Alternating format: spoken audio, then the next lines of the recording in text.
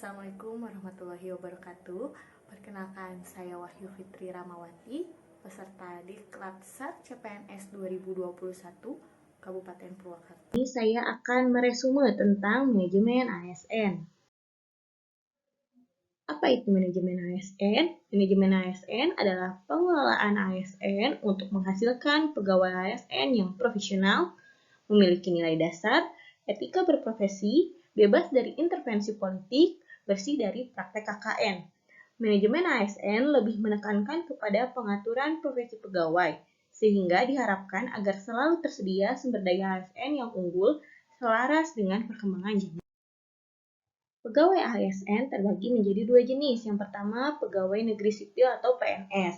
PNS ini berstatus pegawai tetap dan memiliki NIP secara nasional, serta menduduki jabatan pemerintah. Yang kedua, pegawai pemerintah dengan perjanjian kerja atau P3K. P3K diangkat dengan perjanjian kerja sesuai kebutuhan instansi dan ketentuan undang-undang dan menjalankan tugas pemerintah. Bagaimana kedudukan ASN?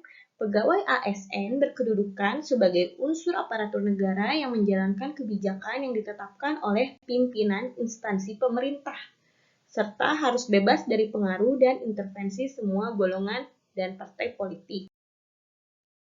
Peran ASN sebagai perencana, pelaksana, dan pengawas penyelenggaraan tugas umum pemerintah dan pembangunan nasional melalui pelaksanaan kebijakan dan pelayanan publik yang profesional, bebas dari intervensi politik, serta bersih dari praktik korupsi, kolusi, dan nepotisme. Adapun tugas ASN itu melaksanakan kebijakan yang dibuat oleh pejabat pembina kepegawaian sesuai dengan ketentuan peraturan perundang-undangan. Kedua, memberikan pelayanan publik yang profesional dan berkualitas. Dan yang ketiga, mempererat persatuan dan kesatuan negara Republik Indonesia. Kewajiban ASN. Pertama, setia dan taat pada Pancasila, Undang-Undang Dasar 1945, NKRI, dan pemerintah yang sah. 2. Menjaga persatuan dan kesatuan bangsa. Yang ketiga, melaksanakan kebijakan yang dirumuskan pejabat pemerintah yang berwenang. Yang keempat, menaati peraturan perundang-undangan. Yang kelima, melaksanakan tugas kedinasan dengan penuh pengabdian, kejujuran, kesadaran, dan tanggung jawab. Yang keenam, menunjukkan integritas dan keteladanan dalam sikap, perilaku, ucapan, dan tindakan kepada setiap orang, baik di dalam maupun di luar kedinasan. Yang ketujuh, menyimpan rahasia jabatan dan hanya dapat mengemukakan rahasia jabatan sesuai dengan ketentuan peraturan perundang-undangan.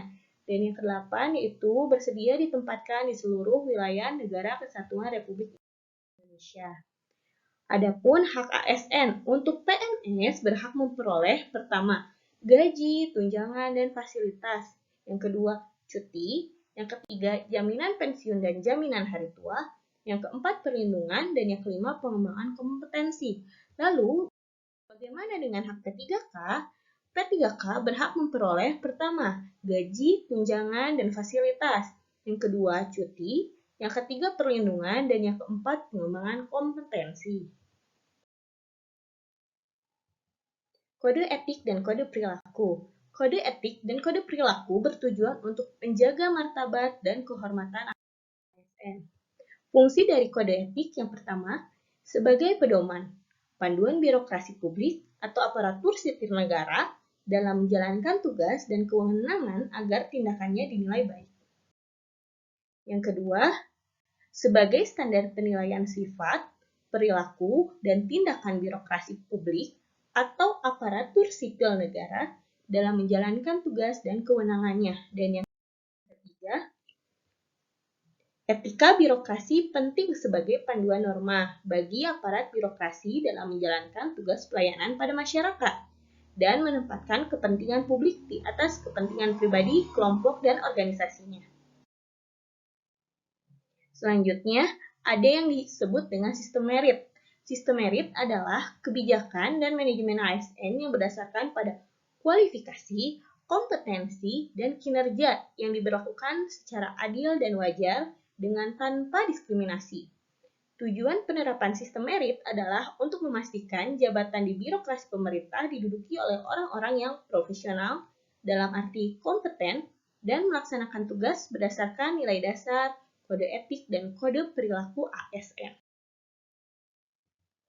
Dalam sistem merit, bagi organisasi mendukung keberadaan prinsip akuntabilitas yang saat ini menjadi tuntutan dalam sektor publik, dan bagi ASN menjamin keadilan dan juga menyediakan ruang keterbukaan dalam perjalanan karir seorang pegawai.